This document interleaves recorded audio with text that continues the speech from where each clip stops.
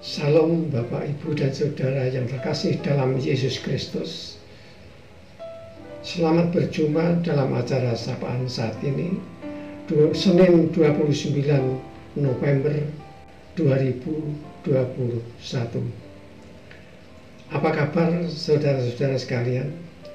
Harapan saya semuanya dalam keadaan sehat, sejahtera, selalu dalam lindungan Tuhan Yang Maha Esa, tidak kurang suatu apapun.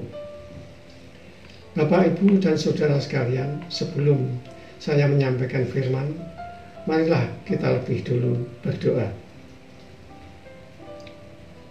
Tuhan Bapa kami di surga, terima kasih ya Tuhan atas penyertaan Tuhan, atas bimbingan Tuhan, sehingga kami dapat menjalani dengan selamat. Terlebih saat ini Tuhan perkenankan kami bersekutu dengan saudara-saudara kami, warga GKJ Salatiga Utara, untuk menerima firman-Mu. Kami mohon Tuhan berkenan berkati kami yang akan menyampaikan firman-Mu, sehingga apa yang disampaikan sesuai dengan kehendak Tuhan. Dan bagi saudara-saudara kami yang akan menerimanya, kiranya Tuhan berkenan buka hatinya, sehingga dapat dengan mudah memahami firman-Mu dan dapat menjalani dalam hidup mereka sehari-hari. Terima kasih ya Tuhan. Dalam nama Yesus Kristus kami berdoa. Amin. Bapak, Ibu, dan saudara sekalian, firman Tuhan yang akan saya sampaikan saat ini saya ambil dari 2 Petrus 3 ayat 1 sampai 18. Namun yang akan saya bacakan hanyalah ayat yang ke-9. Demikian firman-Nya. Tuhan tidak lalai menepati janji-Nya, sekalipun ada orang yang menganggapnya sebagai kelalaian. Tetapi Ia sadar terhadap kamu, karena Ia menghendaki supaya jangan ada yang binasa, melainkan semua orang berbalik dan bertobat. Demikian firman Tuhan. Ayat ini sekaligus kita jadikan tema, yaitu Tuhan tidak pernah lalai akan janjinya.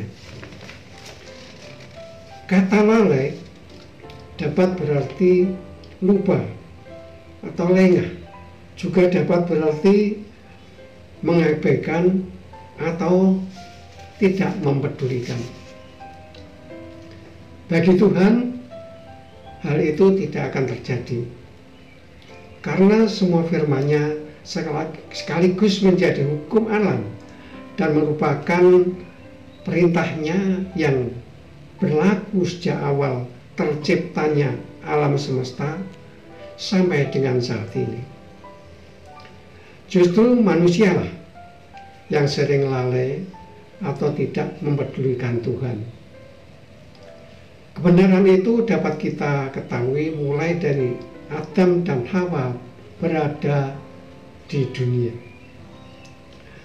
Tuhan berjanji atau berfirman, barang siapa memakan buah terlarang, tentu akan menerima akibatnya. Terbukti saudara-saudara, setelah Adam dan Hawa memakannya, mereka menjadi keluar dari Taman Firdaus dan tidak bisa menikmati hidupnya nyaman seperti di surga. Kejadian lain diantaranya pada zaman Nabi Musa, bangsa Israel akan bisa keluar dari perbudakan di tanah Mesir dan akan bisa kembali ke tanah asalnya, asal Musa dan rombongannya taat melakukan perintah Tuhan. Sampai-sampai laut pun bisa terbelah sehingga dapat dilalui selamat dari kejaran tentara Mesir, dan akhirnya bisa sampai ke tanah yang dijanjikan Tuhan. Dengan kejadian itu, janji Tuhan juga ditepati. Dan masih banyak peristiwa-peristiwa yang menunjukkan kebenaran janji Tuhan. Untuk selanjutnya, firman Tuhan dengan janji-janjinya melalui nabi atau rasul telah banyak disampaikan kepada seluruh umat manusia di dunia, termasuk oleh Rasul Petrus yang memperingatkan jemaatnya berkali-kali agar selalu waspada, tidak mudah terseret ke dalam kesesatan, dan mau bertumbuh dalam kasih karunia, serta memperdalam pengenalan terhadap Tuhan akan Juru Selamat kita, Yesus Kristus. Hal itu dapat pada ayat 17 dan 18 perikop ini. Petrus juga berpesan agar selalu berjaga-jaga sampai kedatangan Tuhan Yesus kedua kalinya di bumi, karena kedatangannya itu diumpamakan seperti pencuri di tengah malam hari. Menyadari bahwa kita sebagai manusia yang sangat lemah, sering menyandang kelalaian, sebaiknya lah kita selalu berjaga-jaga. Bentuk berjaga-jaga antara lain rajin menerima firman Tuhan dari manapun datangnya, rajin beribadah secara ritual maupun secara nyata di sepanjang hidup kita. Dengan demikian kita dapat diingatkan sehingga tidak mudah melakukan hal-hal yang menjadi larangan Tuhan. Juga selalu ingat bahwa janji Tuhan pasti ditepati. Janji Tuhan secara garis besar ada dua, yaitu pertama, barang siapa berbuat baik menurut firman Tuhan, tentu akan mendapat buahnya yang baik juga. Yang kedua, barang siapa berbuat salah atau jahat akan mendapat kesulitan atau kesengsaraan. Hanya datangnya akibat dari perbuatan itu tidak tentu kapan waktu dan apa wujudnya. Macam akibat itu pun tidak mesti sama dengan apa yang kita lakukan. Misalnya, setelah kita memberi bantuan kepada seorang berupa uang, kemudian mak betunduk, segera mendapat uang yang lebih besar pula.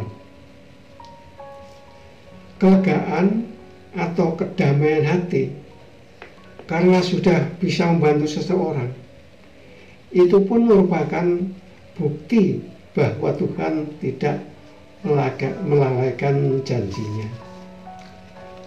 Tetapi jangan lengah juga, Bapak, Ibu, dan saudara sekalian.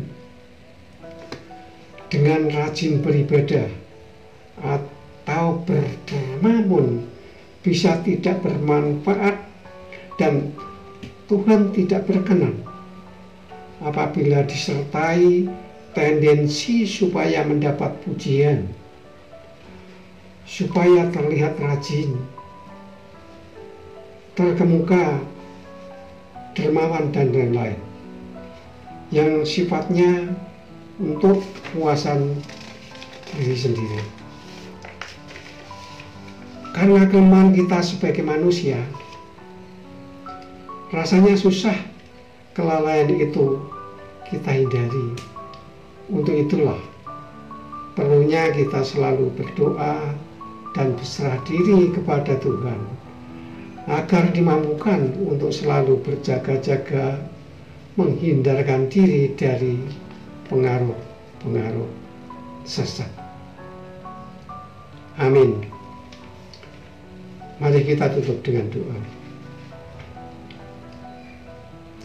Terima kasih ya Tuhan atas penyertaan Tuhan di dalam kami menerima firman-Mu. Kami mohon Tuhan berkenan berkati agar kami dapat melaksanakan firman itu dalam kehidupan kami sehari-hari.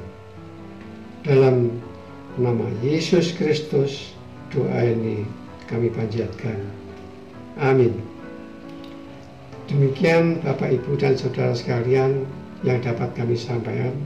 Semoga semuanya akan menjadi berkat bagi kita.